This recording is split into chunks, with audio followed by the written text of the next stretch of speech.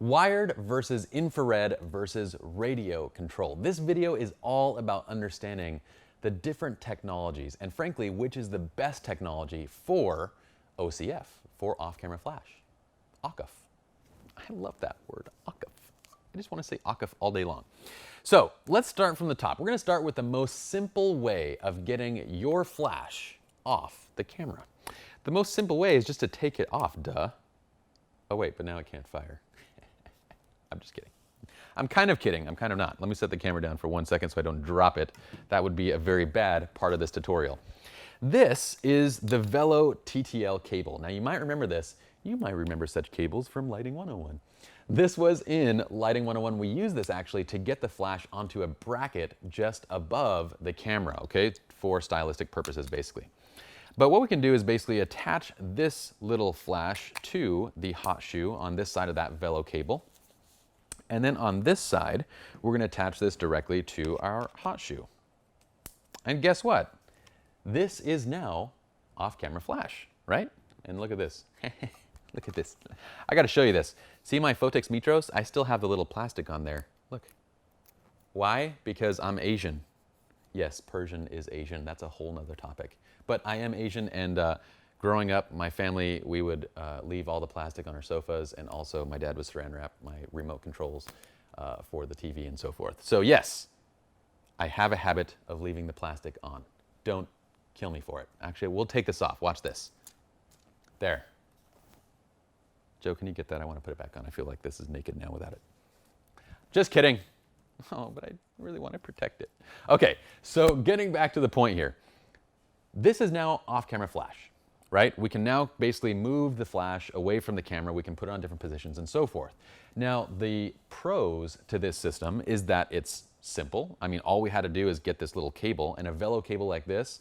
This is the one that we recommend because it's inexpensive and it works fantastic, and the quality is like really nice too. This guy's 20 bucks. You can grab it from B&H. Very inexpensive way of getting your flash off the camera. Also, the cable, okay, so the cable gives you basically full TTL control, which means that we still have TTL capability from the camera. So if we still need to use things like high-speed sync or rear curtain sync or all those kind of things, we still have that full control with this flash. So this is a very cheap way to get started practicing some of these techniques. If all you've got is 20 bucks, go out and get this and just start practicing these techniques in your home or in your studio and so forth. But what are the obvious downsides of this system? Well, the most obvious one, if you guys are paying attention, is that there's a giant cable now attaching these two. Hopefully you guys see that. Okay, so if we're trying to move this anywhere beyond like 5-10 feet from the camera itself, we're going to have issues, right? We can't really move it into certain positions. We can move it to camera left and to camera right fairly easily, but getting this behind the subject without getting this cable in the way would require a very, very long cable. And this just becomes cumbersome to kind of shoot with. So that's probably the most large con. That sounds weird. That's probably the biggest con. All right. The other thing is that we can only control one off-camera flash. There's not really like a splitter cable that would allow you to control multiple off-camera flashes in this way. So yes, this is a great way to start practicing off-camera flash techniques, and it's one that builds directly into Lighting 101, because if you watch Lighting 101 and you bought this cable already, well, you're already ready to start practicing some of these basic off-camera flash techniques. But it's going to be limited, and that limit is going to basically present itself fairly quickly to you. And by the way, when you are doing this, I'd recommend getting a long cable, or if you get a coiled cable like this, just make sure that when you're placing this on a stand, if someone's not holding this, you need to make sure that stand is secure, because as soon as you start pulling, it's going to create tension and you can easily knock over your stands. All right, so let's ditch this guy. Let's ditch the cable. I don't want to ditch it because I still like that cable. I find it very, very functional, very, very handy. I like the Velo cable. Okay, let's put the flash back on the camera. Now, our next means, or the next technology that we have to control an off-camera flash, is infrared flash. Now, you might already know about this technique, or you might know about this technology because it's commonly referred to as master and slave mode. And basically what the camera is doing is, or what the flash is doing, is for flashes that are full featured flashes, meaning this Photex Metros Plus is a full featured flash. It has this little infrared portion built in. A Canon 580EX, which we have over there, is a full-featured flash. A Nikon SB910 or SB900, whatever you have, is a full-featured flash. All these flashes have infrared systems built in. Now, some of their more basic models, like the Canon 430EX, also has an infrared slave built in, which means that if you have a 580EX on your camera, you can control other 580s as well as 430s, as well as whatever other Canon model that offers slave control. Same thing. The only thing here is that it's worth noting that Photix infrared can only control Photix infrared flashes, and Nikon infrared can only control Nikon infrared compatible flashes, and same thing with Canon. So they are brand specific. So just because you have a Photix that does infrared doesn't mean you can control a Nikon that does infrared. But the great thing about it is that most of you are already going to have 1 or 2 or 3 flash units already, and you're probably going to have that master-slave system all automatically, right? So this gives you a system that you can start using right away that's going to be wireless, where you can start using 1, 2, 3 off-camera flashes just out of the box. So that being said, why is it that we're not teaching you to use this technology, on your shoots? Well, the main reason is the cons. The pros is that it comes built into most full-feature flashes, and that you can control multiple off-camera flashes. Those are the primary cons. Those are the primary pros. But the primary cons of this are very, very cons. They're super cons, okay? One of them is you're limited by line of sight, okay? So LOS. Line of sight simply means that if anything steps in between this master and the slave, so if you have a hand that you put right here, it prevents that signal from being transmitted. If a person is standing in between, it prevents the signal from being transmitted. If you have a light modifier in between, it prevents the signal from being transmitted. It is a line of sight system down to the T, okay? So that means you can't really use it in situations where you have lots of light modifiers, or if you're placing a flash behind the subject, they can't communicate with each other. So that's a very, very big issue. The other thing in addition to that is that the range is extremely limited, okay? So inside of a studio, like let's say inside of a 10 by 10 or 20 by 20 working space, hey, your infrared is gonna work pretty well so long as you aren't having line of sight issues. But beyond that, infrared has an issue. Beyond 20 feet, you're gonna have very major consistency issues in terms of firing. The range is extremely limited.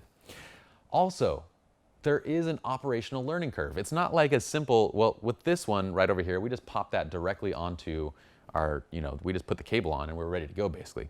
With this one, there's still an operational learning curve, and every one of these systems, whether it's Photix or Canon or Nikon, is gonna have its own kind of, well, master-slave system that you need to learn on how to control these flashes.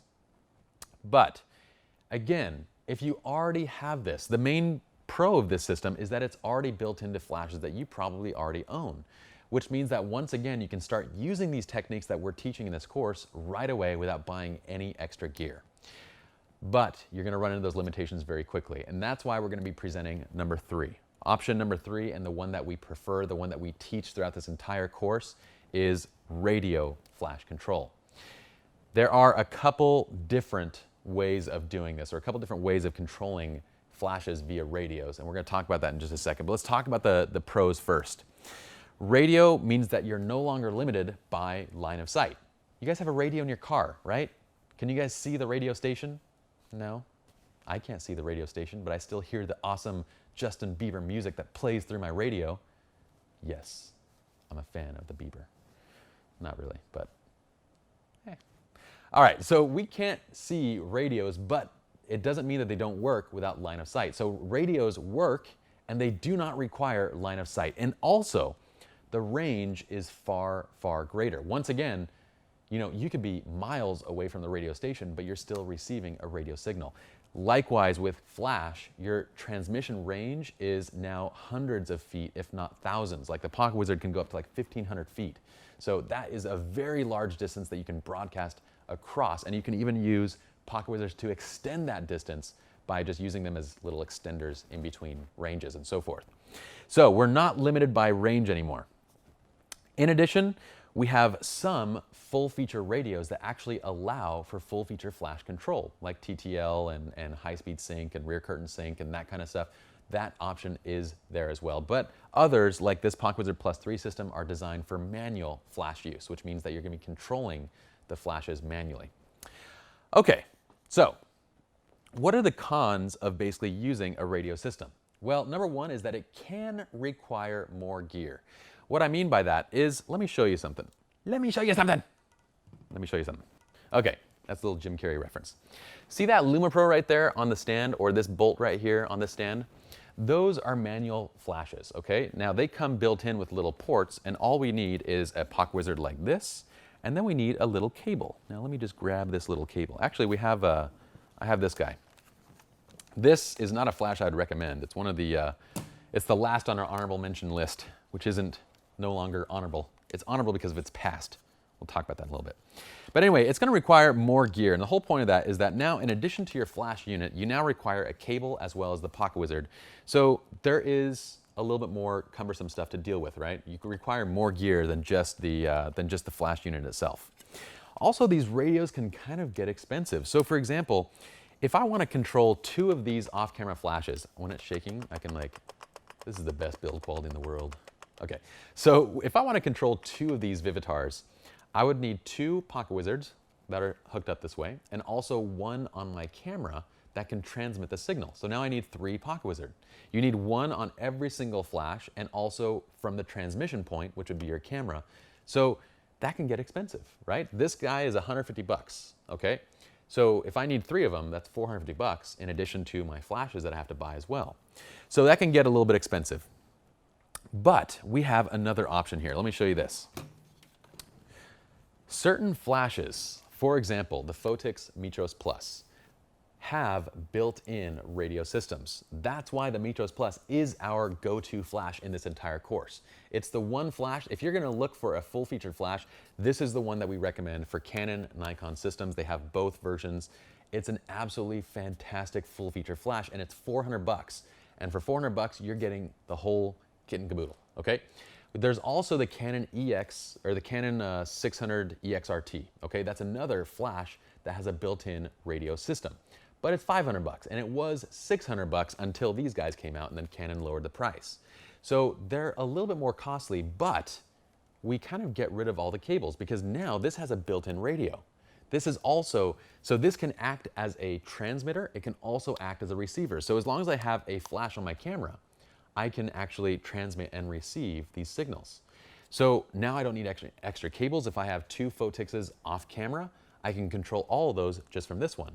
I could also use that Photix Odin right there, and we're gonna show you all of these in complete detail later on, but that's just a transmitter, so I can just put the transmitter on my camera if I want to, have 2 flashes off camera and control it that way as well. So this is the built-in radio system, and as you can see, well, compare these two. If I put this onto a stand, and we'll show you guys pictures of those, but if I put these both onto stands, right, which system is gonna be more simple? I mean, with this system, all I have to do is just put a flash on the stand and I can control it from my camera and I'm good. There's no cables. With this system, with a manual flash system, I require more gear. Okay, so in addition to the flash, you need your cable plus your PocketWizard. Sometimes the cables that it comes with will fit your flash. Sometimes, like this Vivitar, you need a separate flash cable. All right, so let's go on to the next thing. Operational learning curve. With radios, there is a little bit of an operational learning curve, but it's not really any more complicated than an infrared flash system. And we're gonna be teaching you that entire kind of system here. So we're gonna teach you how to use radios, how to troubleshoot them and everything. It's really not as bad as they seem. Okay, some require manual control flashes. We talked about that with these, and then there's also, you know, some troubleshooting that can be required. But I don't want you guys to get worried about that component. And this is the whole reason why we didn't include this stuff in Lighting 101. Lighting 101, we wanted you to focus on just manipulating and shaping light.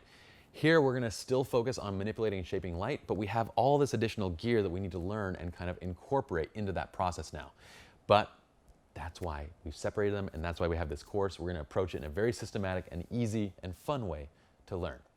So hopefully this makes sense in terms of the different technologies when it comes to controlling off-camera flash. And if you're wondering which is the best one, well, don't wonder. It is by far a radio, okay? Radio transmission is the best technology for controlling flash because of range, because of line of sight, and all those things that come with those limitations in these other technology formats.